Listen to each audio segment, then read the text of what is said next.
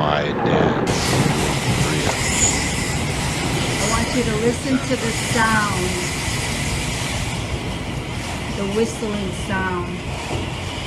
It's a horrible sound.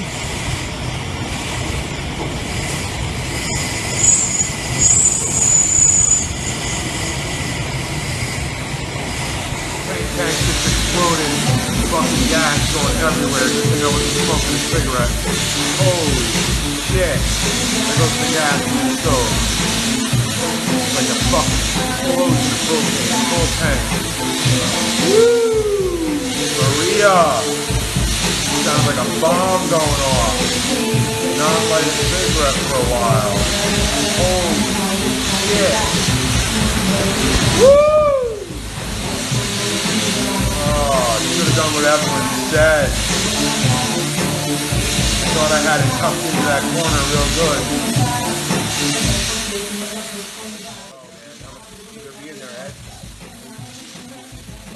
My dance with Maria is not done, and sadly for most, has just begun.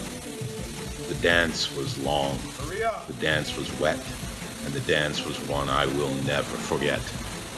1 week ago, from my writing of this, I heard of Maria. This Maria, like most Marias, I suppose, started small but quickly grew until no one knew how to even describe her. She went from a well-developed tropical storm system to a full-blown Category 5 hurricane with 175 mile per hour sustained winds in less than 15 hours. She was headed straight to our shores.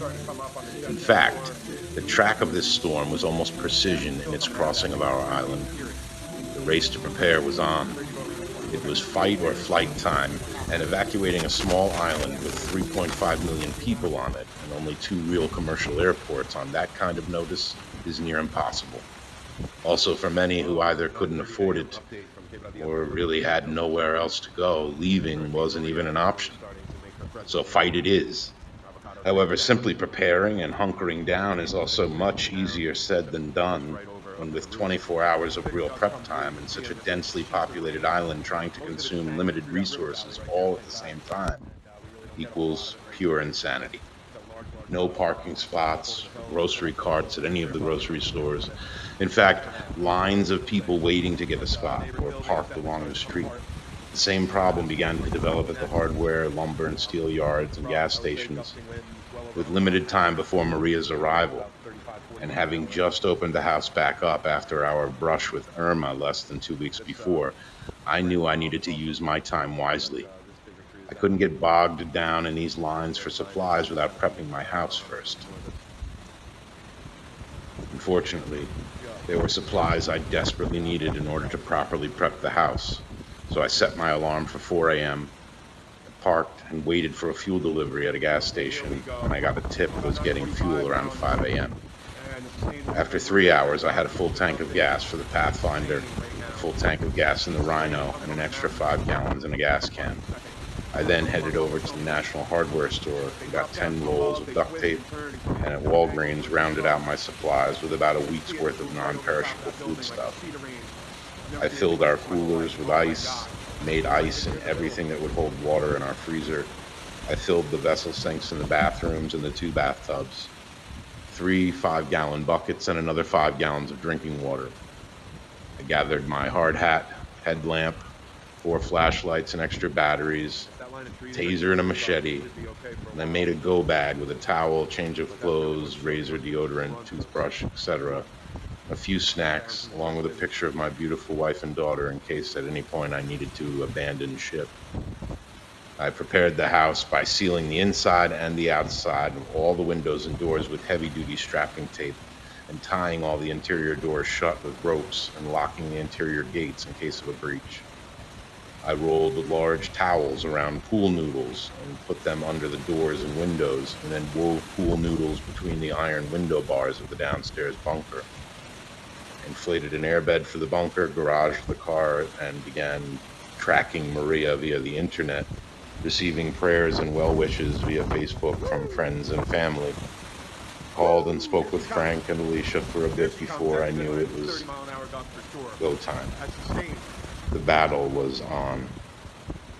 Experiencing the full brute force of a Category 5 hurricane is no longer on my bucket list, for Maria came with teeth and ready to dance. At 01:16 a.m. on Wednesday, September 20th, 2017, the power went out.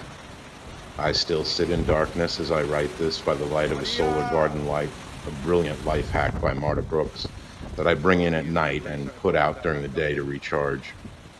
I settled in for a few hours of rest before facing the beast. Predicted at the time to make landfall in the southeast corner of the island around 5 a.m. I was awoken around 4:30 a.m. to a sound like I have never before heard. A howling, blowing wind and twisting metal sound in the distance, coupled with the crashing of waves almost a mile away that were as loud as cannon fire. I quickly splashed some water on my face, gathering myself, and escaped to the upstairs to my garage with access to the bunker, and watched Maria arrive in Quebradillas, Puerto Rico, 00678. From 5 a.m. to 11 a.m., the wind and rain bands went from violent and destructive to absolutely biblical in their proportions. From 11 a.m. until about 12 noon, it was too surreal to even describe with words. It was the kind of sight and sounds I would have imagined only possible in a Hollywood movie. I watched as it grabbed sections of my neighbor's outbuildings and threw them 300 and 400 yards across the valley. I watched it push over trees at the roots, and those trees strong enough to hold root against those winds were stripped of every leaf and their tops ripped off. Some of the rain bands were so heavy they likened to what you see at the base of a waterfall spray in constant blowing sheets.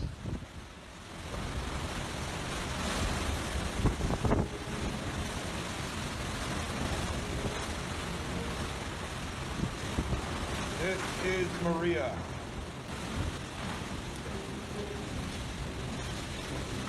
Sustained winds now have to be at least 100 miles an hour.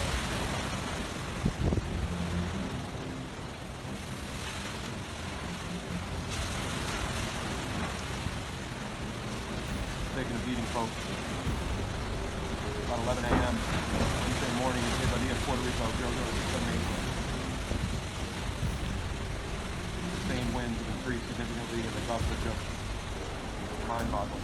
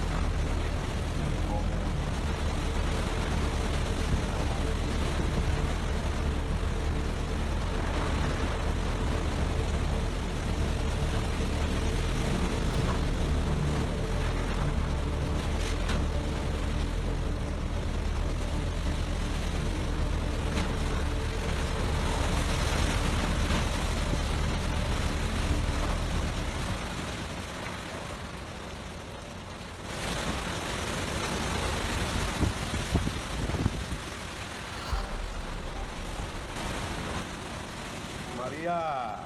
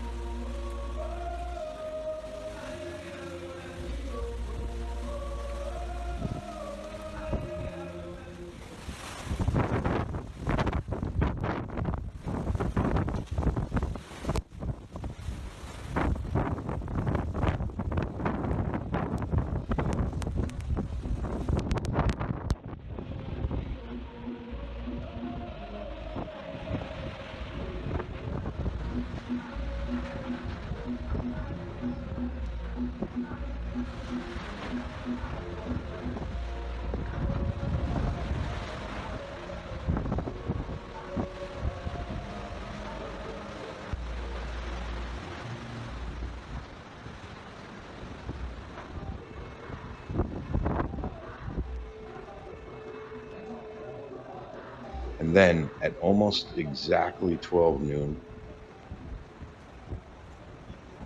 like someone flipped a switch, all was calm, creepy calm.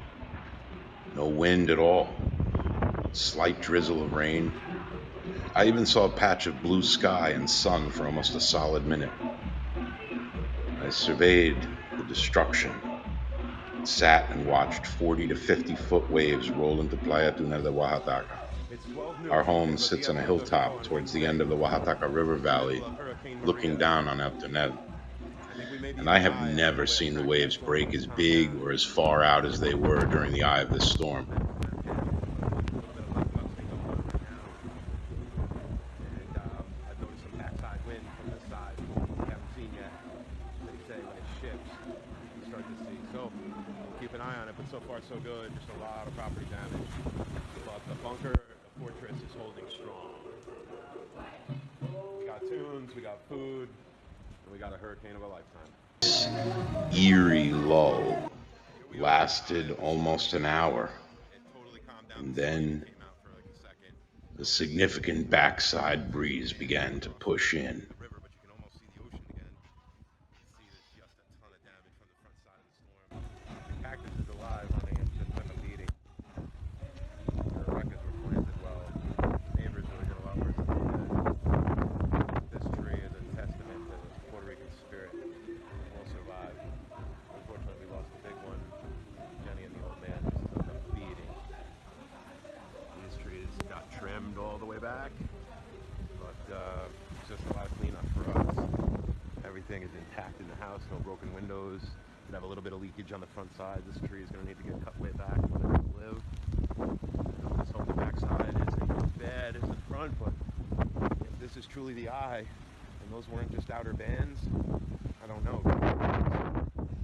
But if it hasn't hit us yet, we're really in for it. If it did hit us, and this is the eye, then I think we're going to be okay. We shall see. And now for my song with Kathy. Dale, dale con dale, dale. Here we are at 12:30, still in the eye, what appears to be the eye of the storm. I can't track it because we've lost the ability to have any kind of signal or internet. Here you can see, God knows where this construction sign came from.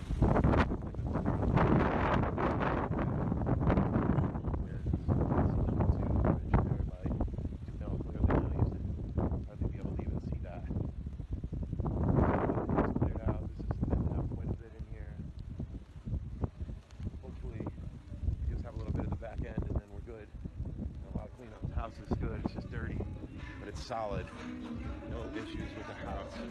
Lots of cleanup though. And the poor neighbors, my God, he took such a beating. I watched this whole place come apart. Oh, his van.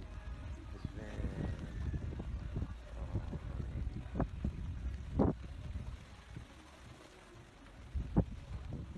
our trees need to get cleaned up. Look at our fortress. It's solid. We took the storm shutters. This is lots and lots of strapping tape. Thank God all the pieces that came off of this poor thing, I could have asked him for a few pieces and made storm shutters. We're gonna be okay. Puerto Rico's gonna be okay. My God, I hope that wasn't just experiencing the outer bands and the big hit is yet to come. I know they said it was moving slowly. It just seemed kind of quick. It's only 12:30 in the afternoon. Oh, my poor boy, why are you out? Why are you out, my poor boy? You wanna come in? Come on. I don't know if you can see this from here. This mist going on, but the surf is breaking all the way out past Hotel de Samar. You can now clearly see that everything's gone. That's a good 30-foot wave, 40-foot wave, maybe more. That's just phenomenal. I can't even begin to imagine, to tell you how big those waves are right now. Oh my God, I've seen it so many ways and so many times.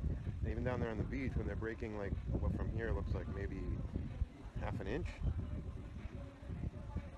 is still considerable. This is just insane. But we were definitely in the eye or some kind of lull, or hopefully those weren't just the outer bands, because that was just devastating already what came through. There's more of that to come.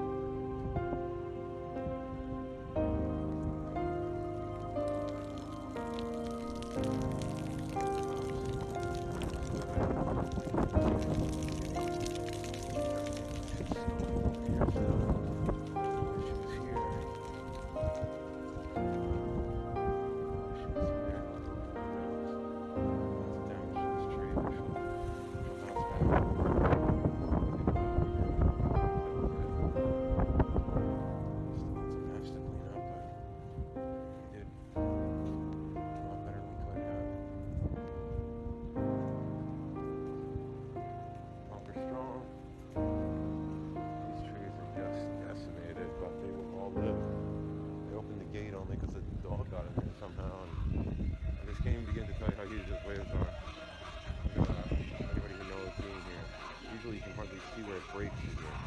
Those have got to be 50-foot waves, maybe more. We're about a mile from the ocean here. That is just incredible. The surf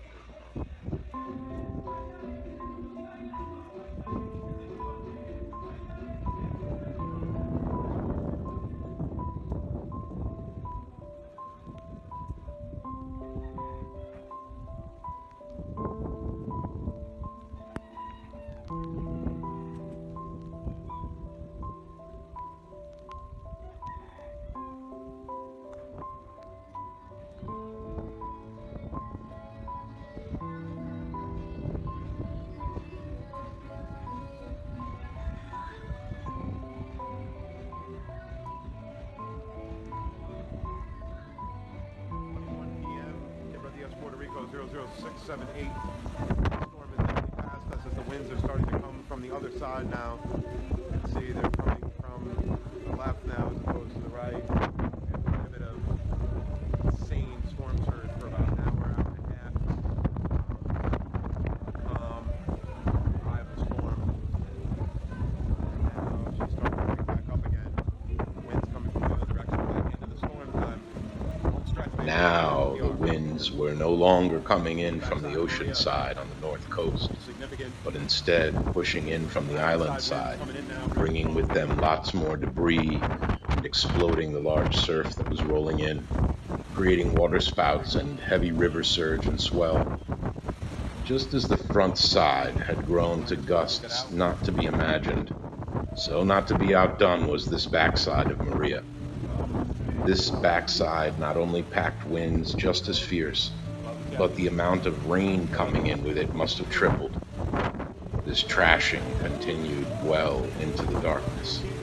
But even once the wind slowed a bit around 10 p.m., the rain was relentless throughout the rest of the night.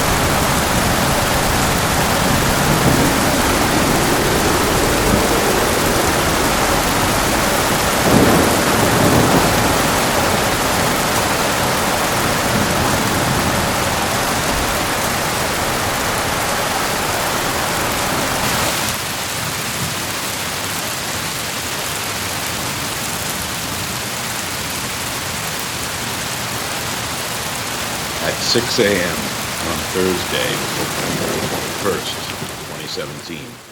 I heard the neighbor calling for me to make sure I was okay. As I walked outside my bunker and saw in the light of day the results of Maria's dance, my heart sank. I knew our island would forever be changed by this storm. Fitting that the Spanish word for it is tormenta. At the same time, my heart was filled with joy because I was alive. I knew I was going to get to hold my wife and daughter in my arms again. I looked back over my shoulder, almost afraid to see, and our home was 100% intact. Albeit full of water, we had been spared by the grace of God. Most were not as lucky. My amazing neighbors suffered catastrophic damages to their outbuildings and lands. They even had a car crushed, and yet the first order of business for them was checking in on me and asking if I wanted a hot cup of coffee. After spending about 4 hours clearing the water out of the downstairs, I went up on the roof and cleared the roof drains, releasing another 2.5 feet of water from up there. I heard the neighbor struggling with a large tree he had cut up and was trying to drag the large trunk off the road with a chain in his truck. I threw my ratchet straps, a machete, a handsaw, and a few bottles of water into the back of the Rhino and set out to help clear our road. Then our barrio, as everyone came out and began tying off loose power lines, cutting and clearing debris. The neighborhood looked like a bomb went off there. Filled with adrenaline, the people came together and started working to clear the road and began going door to door to make sure that all were okay.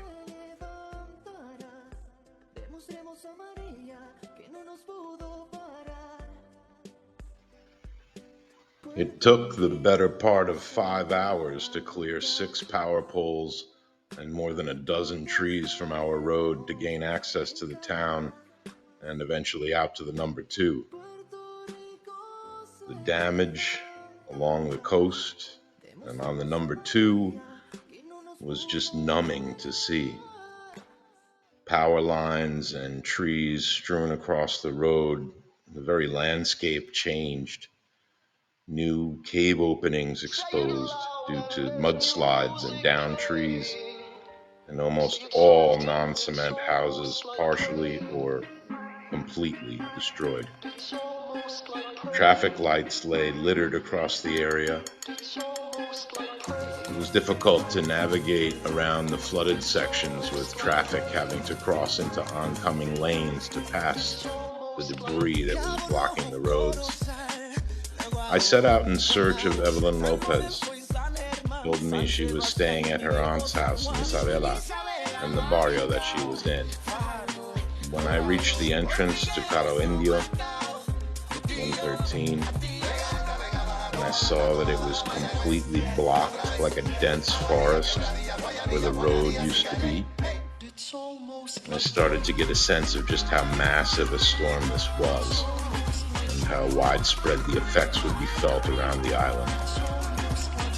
It filled me with great sadness to see so much of my beautiful island laid to waste by Maria.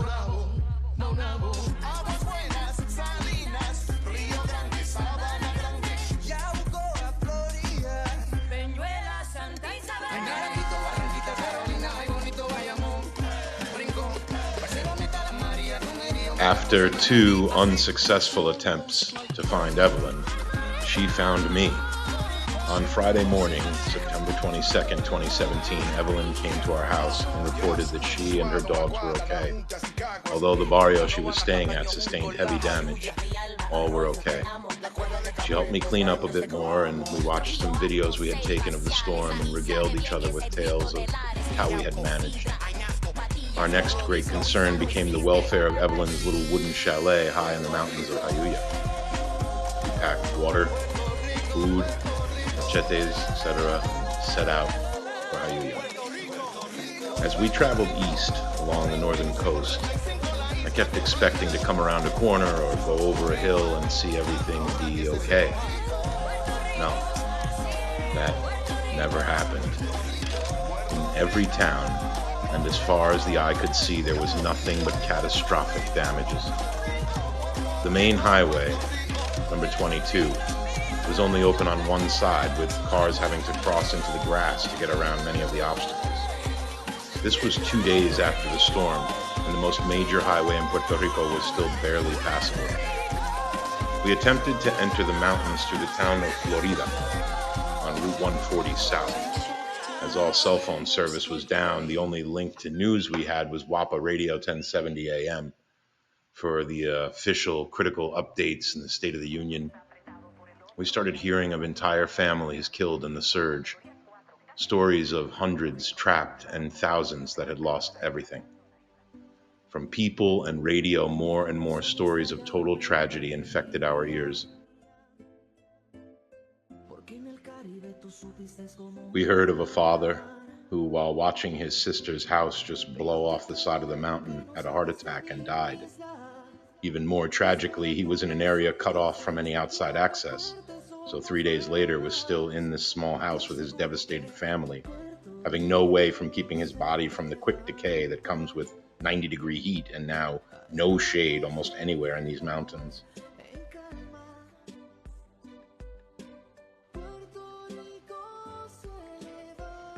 When we reached the town of Florida, it was chaos. We asked a police officer how we could gain access to the town of Jayuya, and he just sadly shook his head and said, "Pa helicóptero." By helicopter is the only way. We went as far as we could and came across a few families that had been walking for a day and a half to come down off the mountain, as they knew it would be days more before the machines could clear all the mudslides, or it would even be safe enough for them to try to do so. We turned back, but about halfway back to the highway, a flooded section of road we came across had to be what looked like 300 or 400 yards of 2 to 3 feet of water now. There were cars stuck on both sides and turning around. We knew we had to cross it or we would be stuck too, and more rain was on the way.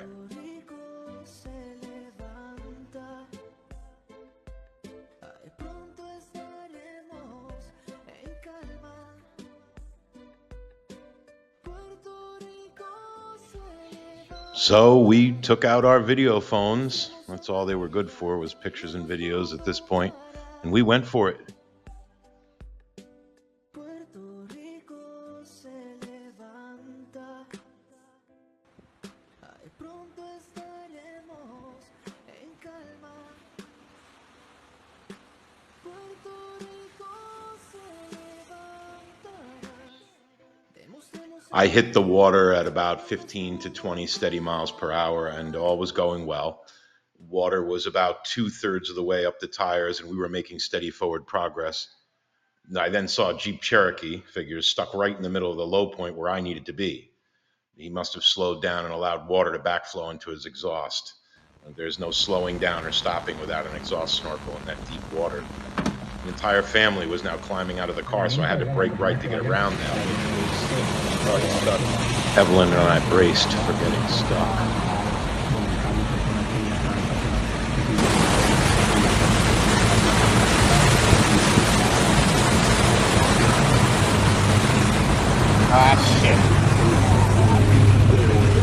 Ah, shit. We're making it.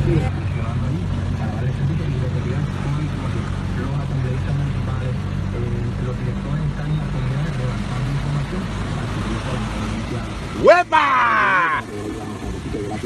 Amazingly, God was with us again. We just pushed right past that stuck Jeep, through the deep water. The water was at headlight level, rising over the hood. We rose from that water free and victorious.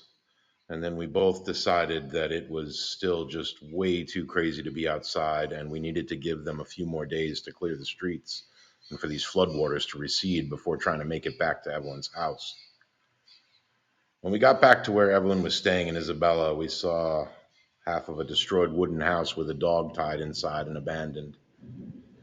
People of the neighborhood said they were afraid to cut it loose as it was a large pit bull, and they didn't know how friendly it was going to be, given how scared, hungry, and thirsty it must be after 3 days.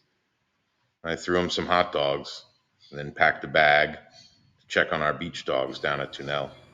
Friday night, Took me almost an hour to hike down into Tunel from the entrance, climbing over all the debris and hacking through the thick brush. I met up with another guy who had also come to try and check on these dogs, and together we made our way to the beach. Most of one of my favorite places on this earth was simply gone. What was once beach was nothing but smashing surf, and our little river was now a raging torrent, carving away more and more of the area. All of the sand was now in what was the parking area and street entrance. There were new caves exposed in the cliff face, and even less of the abandoned restaurant remained. Grand palms and royal palms just snapped in half. But amongst all this were the dogs. We gave them some food and water and started back to the cars when we heard the warnings. Helicopters and police descending on the area with alarms and sirens. We hiked as quickly and safely as we could to get back to the radio. The radio now warned that the floodgate and water control system at the reservoir Lake Oaxaca was damaged and had failed. They could no longer safely guarantee its effectiveness. So, as a combative measure, they were now going to release the water and flood the river valley. They evacuated all of the homes in the low-lying areas along the river to the Walmart in Isabela, and they flooded the area. If any of those dogs survived that, it would truly be a miracle, as it took 2.5 days for those floodwaters to recede. We heard stories of a farm that lost over 400 cows and another that lost 1,400 chickens. Due to the flooded river, people in Quebradillas and Isabela were asked to remain in their homes unless experiencing an extreme emergency. I don't know if this qualifies, but Saturday and Sunday, the lines at the gas stations began to grow to over a mile in length, and all fuel trucks were moving about under police escort. The radio began reporting over the weekend of extreme diesel shortages, and hospitals, shelters, dialysis centers running out of power for their generators. Reports from neighbors who were able to get gas said that after a 4 to 5 hour wait, they only let you buy $10 worth. This rationing system for gas is totally counterproductive. Those same people get back online to get another $10 worth. The gas is nearly impossible to get. I spent the rest of the weekend glued to the radio and sharing meals with the neighbors. As we sipped the last of the coffee we had Sunday morning, we discussed how dire the situation had become. I learned that the Aguadilla airport was being closed indefinitely, as it was now being used by the military for supply shipment point, and no commercial flights would be coming in or out. This prompted an insane rush on the San Juan airport, which at last report had over 800 people stranded there. ATM machines all out of cash, credit cards and phones not working. They're not being given any ready access to food, water, bathrooms, and the airlines are not answering any questions. I decided becoming part of that group was not in my best interest. On Sunday night, around 5:30 p.m., I heard what sounded like someone talking or yelling into a telephone, and the neighbors started calling out, "David, claro tiene signal, claro tiene claro." I came out, and they said that some people with Claro cell phones had a signal now and pointed to a house at the end of the road. There was a guy standing outside talking on the phone. I ran up the road and begged him to use it. I was able to have a quick 1 minute phone call to my wife and tell her that I was alive and that our house was intact. Through tears, we told each other how much we loved each other, and I promised to get out of here and back to her arms as soon as I could. It was an extremely emotional call, as our dance with Maria was so much more than any of us ever could have anticipated. Our beautiful island paradise demolished, and millions of lives turned upside down. I tossed and turned most of Sunday night, dreaming of when I could be with my family again. I was awoken on Monday morning, 9:25, to the glorious sound of Evelyn arriving with coffee. Around 6:30 a.m., we caught each other up on the local goings-on, packed up some supplies, and we headed back out in search of gas and a way to access Evelyn's house. This time we went via Manaticiales, but the gas was still impossible to get. Even up in the remote mountain gas stations of Ciales, the lines were over 100 cars long. What we did start to see, though, was ready access to tons of fresh water. pouring from the little chorros and waterfalls all over. The people made bamboo shower chutes and places to wash clothing or load out for carry-off water. I mean, water was everywhere. At the very least, I knew I was going to get much better than a bucket shower this day.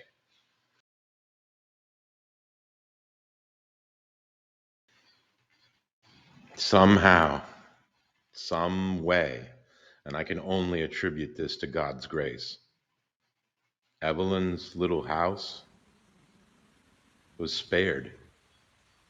It was as if a wizard had stood there and put a force field around it while the world crumbled. Her little yellow wooden house stood tall and proud amongst the wreckage. We cried and rejoiced together. She had her cistern full of water and racks of extra water. Just around the corner, and we're not so lucky. Victory. In the midst of chaos, Evelyn's place is intact. Even the shop. Just chop that bitch before she... Oh! She's trying to get in. Hold it up.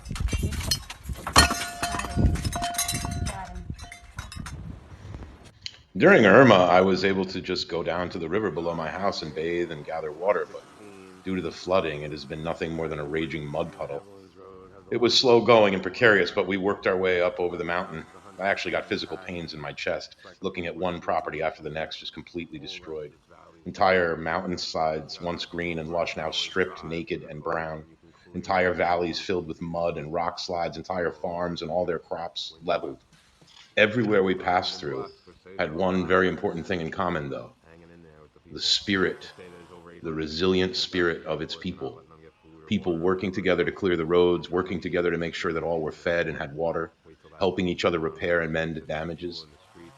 How much longer this will last, we shall see, as there have been some reports of extreme violence, including shooting deaths in the metropolitan areas.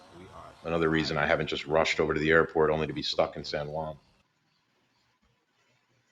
Out here in the countryside, along the northern coast and into the mountains of central Puerto Rico, there has been nothing but unity and solidarity up until this point, anyway. When we arrived at the entrance to Evelyn's Road around 10 a.m., they were still working to clear it, so we grabbed our machetes and parked the car and began our hike to her house. But at the end of the road was a little chorro, a waterfall that someone had put a sign, and it read, "This area has been declared clear and clean of any contaminants. This water is for all and for free.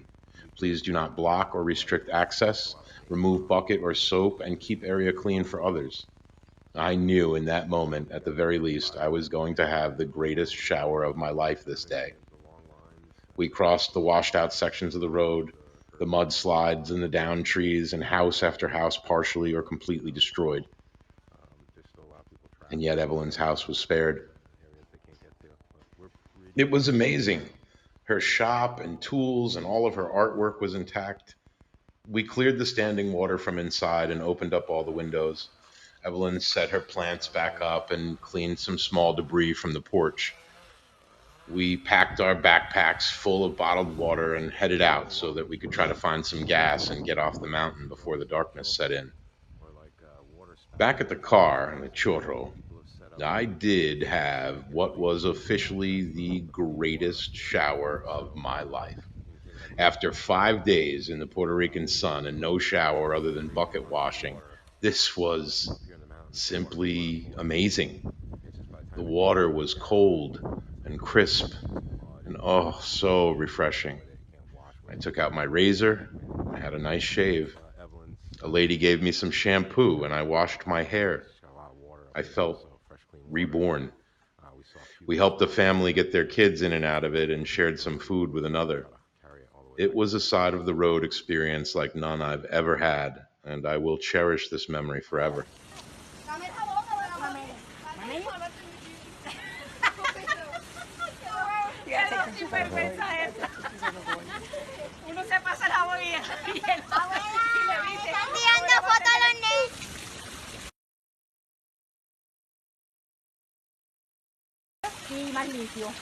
Well, after that shower and finding Evelyn's house 100% intact, the only thing that could have made the day any better would have been to find some gas. And sadly, there was no easy gas to be had.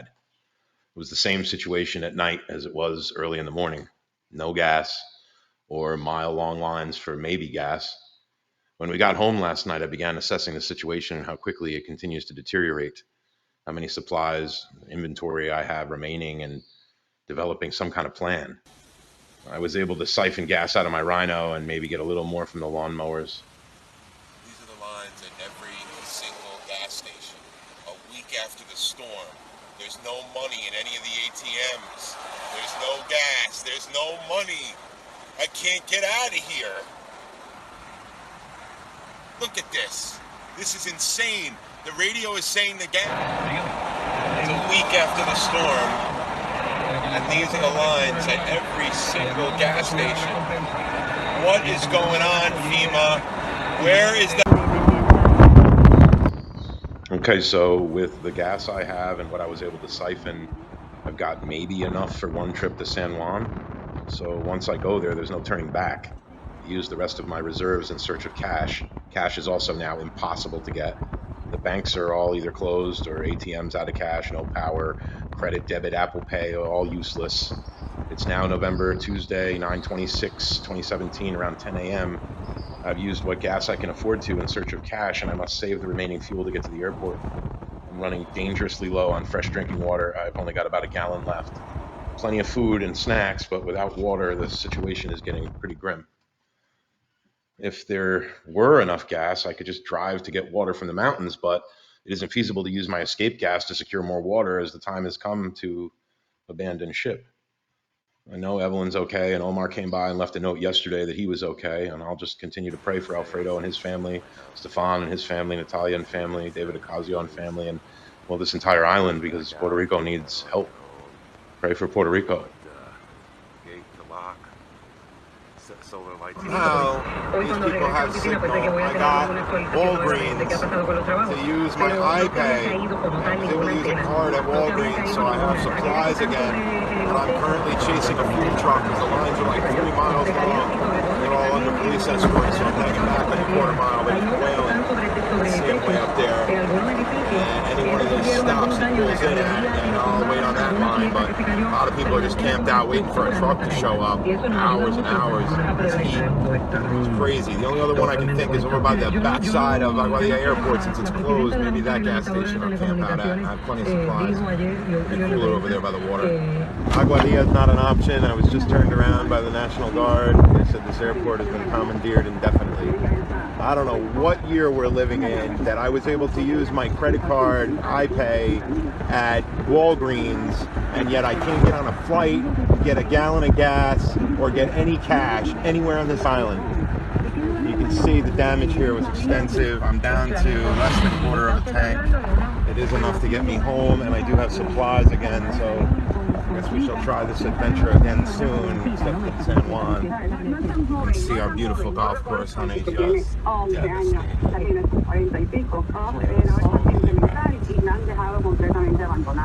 There seems to be no solution in sight.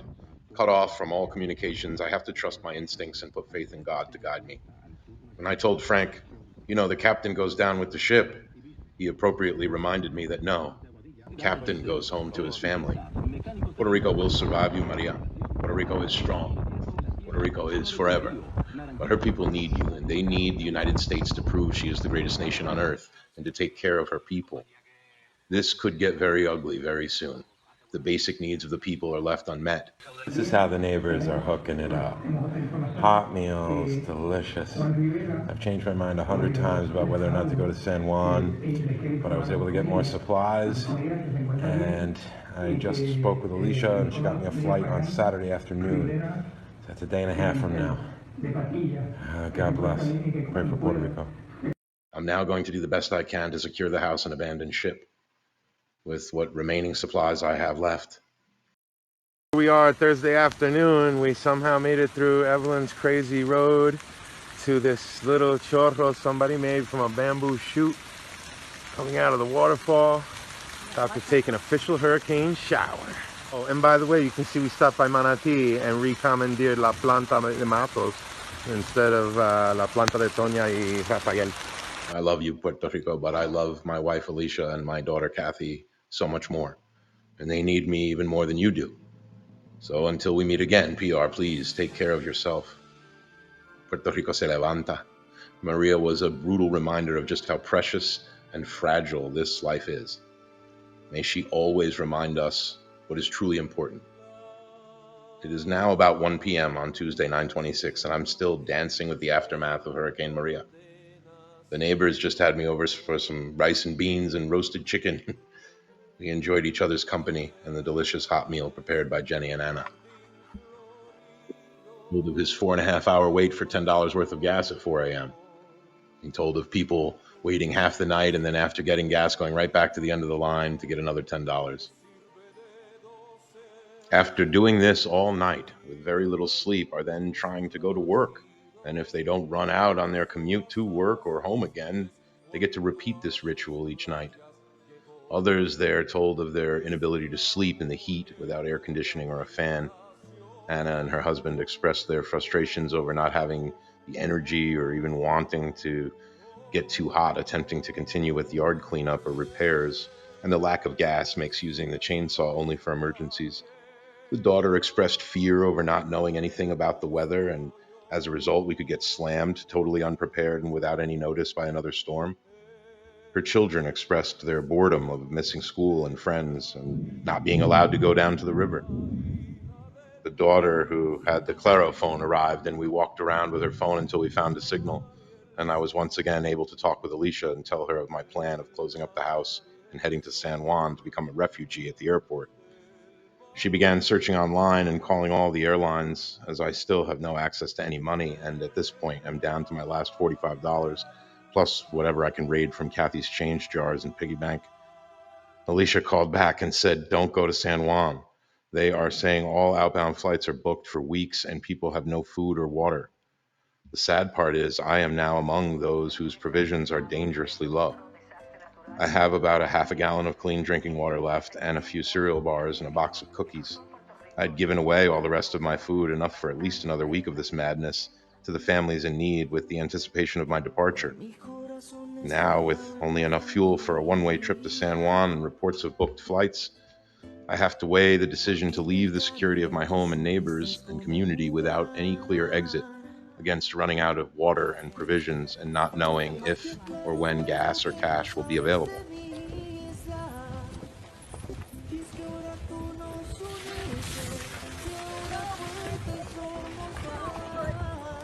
It's a difficult choice. I also have not had a chance to talk to Evelyn again about her plans, as neither of us can afford to use the gas just to have a conversation for right now. So I could roll the dice and drive to San Juan searching for a working ATM machine that still has cash and more gas along the way, join the 800 plus refugees from the storm at the airport and risk being stuck there, or continue to wait it out here in Quebradillas. With dwindling supplies, I'm just praying they reopen the Aguadilla airport to commercial flights, or make some more gas available or access to cash. And maybe I can just use my New York ID to play stranded tourist and get on some flight going anywhere that I can access cash or cell service. As I said, for the most part, I have seen lots of patience and the general goodness in people, but reports of looting and violence are all coming in from the metropolitan San Juan area. That also happens to have the only active airport at the moment. At least there, I'm more likely to be able to access cash and get a cell signal or maybe buy a Claro phone to be able to coordinate with Alicia. But if I can't pull this off, some standby, I could just be stuck there with no money, no gas, no food, no water, no phone or internet. These are not great options. A beautiful breeze just rolled in, so I think I'll enjoy the opportunity to take a short nap in the cool overcast, and then I'll approach this choice with a fresh mind. My nap was short lived as I awoke to the wonderful sound of heavy rain. I jumped up, closed up the front of the house, and positioned my buckets under the roof drains. I now again have three full 5 gallon buckets of water, and I was able to have another fantastic shower under the heavy pour of the drain spout. Now I'm again refreshed and can truly be ready for a nice nap in the finally cool temps. I was able to sleep through the night, solid 10-hour sleep. It was much needed. But instead of waking up refreshed with a clear plan, ready to jump into the shower and go, no, no, Maria is not done dancing with me yet. This nightmare of an aftermath continues. It is now 7 a.m. Wednesday, 9/27, officially 1 week since the violent verse with Maria. I can say that the government and media here did a fantastic job warning people to take Maria seriously. They mitigated the loss of life through evacuations and relentless NWS warnings to all the cell phones. This aftermath, however, is getting the better of them. There has been no clear leadership or direction at all. At least here in the Northwest, it has been every barrio for itself. If you're blessed like I am to live in a barrio like ours, filled with caring, compassionate, truly good people, families helping one another and checking on one another, then it's still extremely difficult. But so many reports are coming in from the metropolitan areas of people just living in fear, locking themselves in their houses as bandits literally commandeer entire gas stations with rifles. Thanks be to God, we've seen nothing remotely like that here. Even with the gas lines over a mile long and people waiting 4+ hours, they are doing so with cooperation and patience. Some play music, while others enjoy a game of dominoes with friends. The day after the storm, they passed a ley seca, an emergency dry law, making the entire island of Puerto Rico illegal right now to sell, buy, or consume any alcoholic beverage. Thanks again to God that this doesn't affect me right now, because there was a time that alone could have done me in. I'm sure there are alcoholics who will probably die from withdrawals as their stash runs out and hospitals are full or closed. You have to wonder who in the government thought that these rationing solutions for fuel were going to work. I mean, did they never study basic math? You have the same amount of available fuel, X, to how many people need fuel, Y. These are constants. Until more fuel arrives or demand decreases due to it being satisfied, it's simple. Ration systems like odd or even days for certain areas or by license plate numbers work, but they actually distribute across a wider base. This, you can only buy $10 shit, does absolutely nothing to solve the crisis. Those who have to commute to San Juan need well more than $10, so they will simply wait again. This just gives the same smaller group of people the gas. The only thing it does is make them have to wait longer for it. Also, there's simply no excuse for the situation being what it is a week after the storm. And I see the fuel coming in barge after barge, and fuel trucks under police escort delivering fuel day and night, 24/7. There are so many gas stations. So what is really going on? Is it corruption and misappropriation or mismanagement? I mean, I suspect probably a combination of all. But also, where is the help from the USA? 3.5 million Americans live in Puerto Rico and desperately need help. It has been a week already and we can't get a cell signal? How long after we bombed Baghdad to pieces was the military able to communicate? Hours? Days? Over a week? I doubt it. Friends and families of American citizens not even knowing if their loved ones are alive or dead. It's unacceptable. This is 2017, almost 2018, and you can't restore communications over a week after the storm? Why are there not military vessels along the coast able to bounce a signal? Why is the National Guard not setting up mobile communication towers and centers all over the island? If there is help coming in, then it's all staying in the metropolitan areas because we have seen nothing. We are on our own out here. The only ones looking out for us are each other. If this was Florida or Texas, I mean, just look at the federal response to Harvey and Irma, who combined did not reap the kind of havoc and death we've seen here in Puerto Rico from our dance with Maria. Puerto Ricans paid for their citizenship in blood by fighting and dying in every American war. The United States government owes it to her people to take responsibility here. The only updates I can get is from local WAPA Radio 1070 AM, and it's 100% in Spanish. So, although rapidly improving, my Spanish only allows me to grab every few words or phrases, except when I'm with Evelyn or Anna, who can translate and pass along the news they've heard. Anna's niece has a Claro phone that once in a while has a signal, and I've been able to talk quickly with Alicia, but I got cut off trying to talk to her last evening, and their niece doesn't live here. With gas being the way it is, she can only come over when she's able, usually when Jenny's cooking for everyone. We all anticipated being without power and water for a long time, but both of those are very manageable if you have gas and communications. At this point, I'm still wrestling with what to do. Do I stay and pray, or do I go and fight for a flight? Alicia said she was looking at next available flight October 7th. I don't think I can make it that long unless I get gas soon. I'm going to try to use my New York State ID and play the stranded role of stranded tourist and just try to get on a flight going anywhere as an emergency standby. But if they tell me to go spit, then I'm just another refugee trapped in the airport for a week without food, water, money, phone, or gas. This is not a fun choice to have to make. Maybe I'll try to go see Evelyn and see if I can get some more gas or money. And now I have to try to find. Also, I gave all my food away thinking I was going home to New York. Maria, this dance with you is getting dirty. My mind is slipping. I miss my family. And fuck you, Trump. Fuck you, FEMA, for abandoning us. Maybe what, 20,000 people live in the Florida Keys? You guys were there like flies on shit. 3.5 million Americans live in Puerto Rico, and where the fuck are you? Maria is still tap dancing on our heads, and we need help. This situation is getting grave. Stop reporting about it and do something in the name of all that's right. There are locals and a few conspiracy theorists here who believe Maria was a hit on Puerto Rico, a planned attack. They attribute weather manipulation, including HARP, chemtrails, cloud seeding, and the like, back to the hedge funds that got burned on a $100 billion default. As it was said to me, what person or group do you know that is just going to walk away from a $100 billion debt owed to them? They believe that when Obama sent Promesa into Puerto Rico to solve this debt crisis, all they did was come in like a bunch of thugs and say, oh, you know what? Guess what? You're not getting paid. We're not paying you. And what are you going to do about it? We're the USA. Puerto Rico is not going to pay you. They didn't restructure anything. They haven't amended the loans, nothing. Those who feel they got burned broke Puerto Rico's legs just like the mob does. You don't get to welch on a $100 billion debt. So they got together and said, you want to live in an island paradise and not pay? They fully believe the storm was financed by those who got spurned by Promesa. One guy told me they tried with Irma and missed. There's another guy argued with him that no, they took what they learned from Irma and a very active season and took advantage of what would have been a strong tropical storm, possibly a Cat 1, and they named that bitch Maria and turned her loose on us. What other storm in the history of recorded weather has gone from a tropical storm status to a full-blown Category 5 hurricane in less than 15 hours? I hope they aren't right, but it is really scary to think that they could be. It's now about 12:30 p.m. 1 week ago, I was in the eye of Maria. Here I sit a week later in the depths of her aftermath.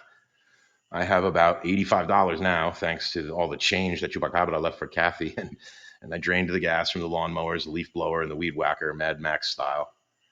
I'm down to just a few cereal bars, a jar of Nutella, and a half a jar of peanut butter. Very little water for drinking, maybe 2 liters. Ironic that the side of the bottle of Nikini water says the spirit of the earth. I've never in my life wanted for or worried about access to water before, and the water on this island is plentiful, but there's no gas to get to it. I've been listening to what I can translate on WAPA radio all morning, and they keep reporting on a critical situation in San Juan. I keep thinking they'll reopen the Aguadilla airport at some point, but the reports say the damage is just so widespread the military needs 24-hour access to that airport. Well, if that's true, then where are they? You have a choice of staying put if you have enough supplies. Most people did not think a week later we'd still be without any communication other than WAPA radio updates. I've decided against going to San Juan and focusing all my efforts on getting more gas and cash and replenishing my water and food situation. Thanks to the quick rain yesterday, I have water for washing off and flushing toilets now, but I can't drink that. So back out into the madness I go. Depending on how much gas I get from my lawnmowers, I'll try to get back over to where Evelyn's staying so we can regroup and she can catch me up on much of the broadcast that I can't understand. It's now Friday, around 7 a.m. Yesterday was a great day. I left the house at 5 a.m. in search of fuel, cash, and food and water. After 3 hours on a gas line that didn't move and the sun started to make her presence real, I gave up. At 8 a.m., I went to Walgreens in Quebradillas, and to my amazement, they were accepting cards and iPay and Apple Pay, and I was able to restock my water and drinks and food and snacks. I came home, and there was a message from Alicia with multiple flight confirmation numbers. She was able to book starting as early as Saturday afternoon. I called and I spoke quickly with her on the girl's phone, and she told me to let Evelyn know that her family in Rio Grande were okay, and that they all had food and water and gas. I drove with the last drips of my gas, fuel light on, to go see Evelyn. When I got to her aunt's house in Isabela, she was outside closing the gate with the truck all loaded up on her way to come find me. Hurricane minds think alike, and we were not going to let this dance with Maria do us in. I gave her the great news about her family, and she told me she got to speak with her daughter as well and let her know that she was okay. She also had the awesome news to report that after spending 17 hours waiting and sleeping online, she was able to get gas. Not only was she able to get gas, she was able to pull off a trick using her ex-husband's military ID and Simi's service animal badge and get a full tank, 3750, and it was spitting gas back out at her. We now had food and fuel. I drove past Playa Hobos while on my search for fuel earlier in the day, and Most of the restaurants on the strip were simply gone. Oceanfront, gone. Kai Bar, gone. Sondido del Mar, gone. Vacant lots where they once stood. Evelyn and I came back to our house in Quebradilla and we were blessed with water. The neighbor began yelling, hay agua, David, hay agua. We filled the buckets. Evelyn washed all the dirty dishes I had soaking in a bleach bucket and did some laundry. I then took a shower in the actual shower with water pouring from the shower head in all its glory. Rejuvenated and revived, we listened to the radio a bit and went to sleep early. It is now Friday, 9:29, and we just had an entire pot of Folgers coffee. The best part of waking up was definitely Folgers in my cup. Now, with plenty of food, gas, and water, we are in great shape for whatever adventures lie before us today. Maria, we are still dancing with you, but the music is finally starting to fade. It is now late on Friday, 9:29, around 10:30 p.m. We had an amazing day. God was with us all day without any doubt. We left Quebradillas around 9 a.m. after closing down the house again and set out for Manatí. We attempted to get cash and gas at Barceloneta, but the outlets were completely shut down. We then attempted to take the number 2 from there to Manatí, but the bridge was washed out, so we tried to take another back road and got all turned around on some mountain pass. We came to a blocked road, and because we had to turn around and take the next side road, it literally spit us out right across from 149, the entrance to Barrio Pugnado. When we arrived at my grandmother's house, before we could even ask if everyone was okay or Rafael started yelling down to me, está ocupado, la casa está ocupado, it's occupied, the house is occupied. I said, sí, yo sé, mi tío dime, pero todo bien. Yes, I know, my uncle told me, but is everything okay? He complained about the difficulties of the storm and told me about how hard up the family staying in the house was. I told him it's very sad and the entire island is in hard times right now, but praises be to God that we're all alive. I looked over and saw my grandmother's generator sitting on the front porch, and I asked him if that was la planta de mi abuela. He said, "Oh, sí, pero no hay funcionado. Yes, no hay gasolinera toda la isla. Yeah, yes, but it doesn't work, and there's no gas." He started asking me what Evelyn was doing because she was setting up some water for the dogs in the shade of the driveway entrance. I told him not to worry, and thanks to God, our homes were okay, and I was glad everyone was safe. I then walked down and started wheeling La Planta, the generator, out to Evelyn's truck. His daughter started screaming, "No, no, no, ¿qué tú haces? My husband just had to wait hours and hours to put gas in that." So now all of a sudden it has gas? I thought it wasn't functioning. Well, they came into the street to confront us, and Antonia ran back inside of her house, and Evelyn told them, "Entonces, sácalo la gasolinera." They reluctantly, through much complaining, siphoned the gas they supposedly didn't have back out of it. It was full to the brim, 5 gallons in it. Having an entire house isn't enough. He needed to lie to us about the generator. Well, all done. They'll never see that machine again. We then headed off to Jayuya to button up Evelyn's house because we got reports that Puerto Rico's weather stations could no longer accurately predict weather, but they put the entire island under a tropical storm advisory through the weekend just in case. Oh, yeah, and P.S. about the encounter with Rafael. When he complained about the difficulty in getting clean drinking water, I opened the cooler and pulled out a bottle of water for him. In the 90-degree sun with sweat running down his brow, instead of thanking me, he felt it and said, "Well, it's warm." "Are you serious?" Evelyn said, "It's cold to us." And I said, "It looks like you could use it. It's wet, isn't it?" Done. Anyway, karma wins the day. We got to Evelyn's crazy road, and they were, I guess they call it a road. They were still had a machine blocking that had come in to clear some of the bigger mess. But it was enough for us to take her truck all the way in. And when we got to the top of the hill on Hades Curve, we saw that they didn't do a very good job with the mudslide there. And so a small stream was flowing through the washed out section. We popped that bad boy in 4x4 mode and we made that truck prove that it was built Ford tough. We powered through the mud and made it all the way to Evelyn's house. Now that we had the truck, we were able to load a lot more water than our packs could carry. In fact, we loaded an entire cooler with bottled water. We cleaned up a bit more and screwed the boards back over the windows that we had removed them from. Evelyn took some more pictures and we set out to check on some of her friends. This young kid in a little green Honda should be a professional driver. I mean, we watched this kid power through that little car, through that washed out section like he was in Baja. Along the road, people were making choro little waterfall duchas, like showers, even more official with tents and areas to clean up. There was a private one with a canopy over it and a bamboo drilled chute that made a perfect shower. It even had a little scrub brush. Second best shower of my life. We made it. We then made it all the way back to the barrio of Evelyn's friends, who, although they had lost everything and sustained heavy damages, greeted us with tears and hugs and plates of hot food. Homemade pastele from the woman whose restaurant had been completely leveled, along with her home sliding off the mountain. I gave some cigarettes to a woman who started to cry when I gave them to her. She took me across the street to her little house that was decimated by the storm. Her son sat in his room with no roof, painting on a picture. His best friend and roommate at university, his family owns wifey cheese pizza right here in Quebradilla. Small world. He showed me what artwork he had left that wasn't claimed by Maria and totally destroyed. They made me coffee while Evelyn visited with her friends. They told me of over a dozen deaths in their town. They said the only contact they had with National Guard or FEMA was the dissemination of military rations. Here, this family who lost everything haven't even been given a tarp, and they're offering us their rations. They gave me a beautiful owl that she had painted on a rock, and I will cherish it forever as a reminder of the general goodness and strength of the people here in Puerto Rico. On our way off the mountain, we decided that with the news of the weather this weekend, the flights Alicia had booked would probably just get canceled. So we would return to Quebradillas now, finally restock the supplies, and we'll wait this out for this new storm threat. On the way out, we decided to go a different way to survey further damages, yet unseen by just happenstance. Evelyn thought she recognized the woman standing on the side of the road next to her car trying to get a phone signal. And she yelled, "Pull over! Pull over! I think I know that woman from Facebook." She doesn't know me. I mean, we have never actually met one another other than online, but she'll know me. Sure enough, they greeted each other with tears and hugs, and she gave us her phone to use with one bar of signal.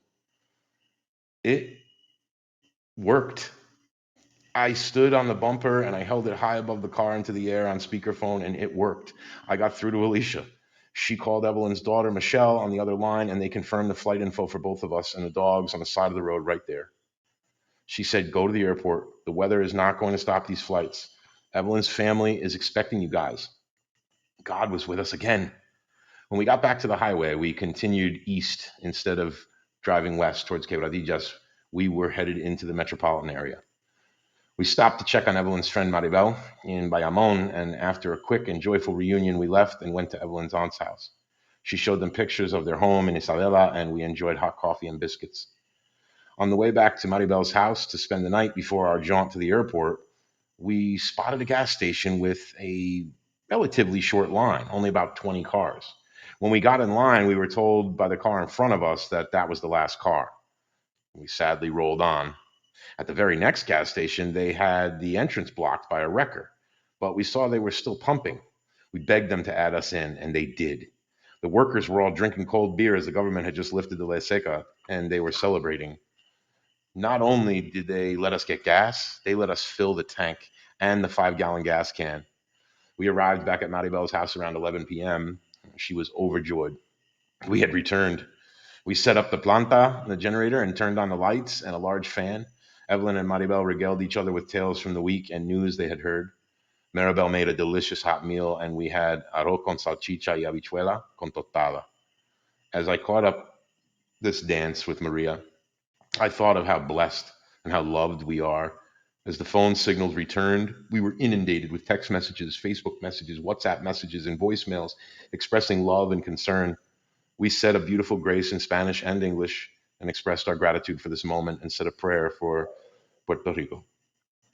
In the morning, I rise early with Taina, Evelyn's dog in tow, to the airport to escape this Maria madness that so many others are forced to continue to dance with.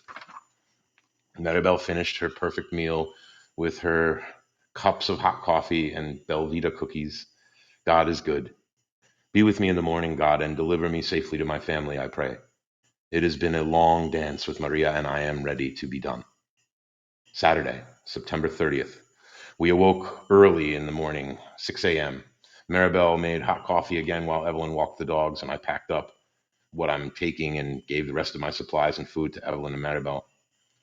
During coffee, we spoke about how so many people who are getting the military rations don't even know how to read English. So they're trying to trade because they don't know what they are. Spaghetti sauce, what's that? They didn't want to open it and waste anything, but there's no help. These, those we met who did have rations got them from police, not from FEMA or the military. We left for PetSmart in search of a dog bag for Taina. 45 minutes before the store opened, there was already a line forming. By the time they opened, the line was over 50 people long. At PetSmart, we looked across the parking lot, and there was a line at the pharmacy that was over 100 people long waiting for medicine, and lines at the gas station and banks with hundreds more people on each. PetSmart did not have a bag for Taina. We were told the airlines were making exceptions due to the critical situation, but they lie and cheat, just like they do when there isn't an emergency. Maribel gave me a beautiful wooden carving of St. Jude, the patron saint of lost causes. I asked for this little statue's help, and a kind woman behind the counter said, the airline can sell me one. For $100, they made me buy this little cheap shit bag that says Southwest on it, and it was way too small for Taina.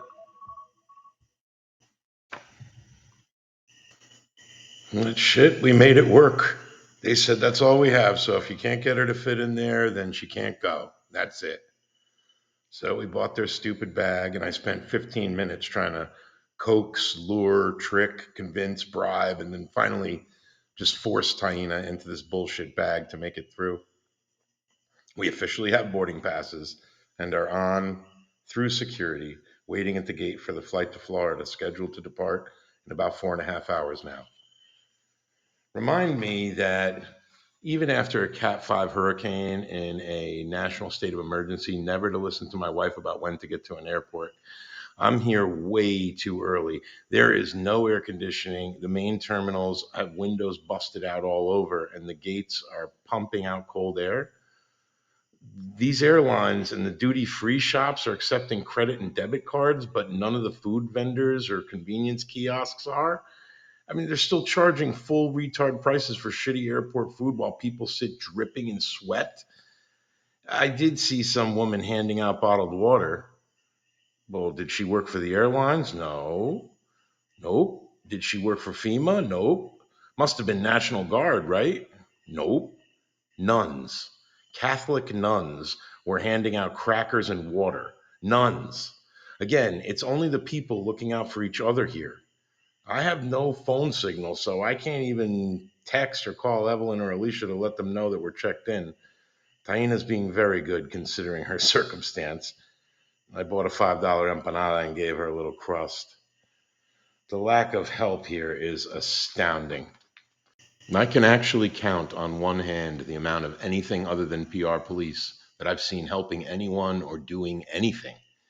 We hear reports of hundreds of containers being held at the port to clear customs and the Jones Act, of volunteers, including 60 firefighters from California who aren't being told what to do, so are just hanging out at the Sheraton waiting for some leadership.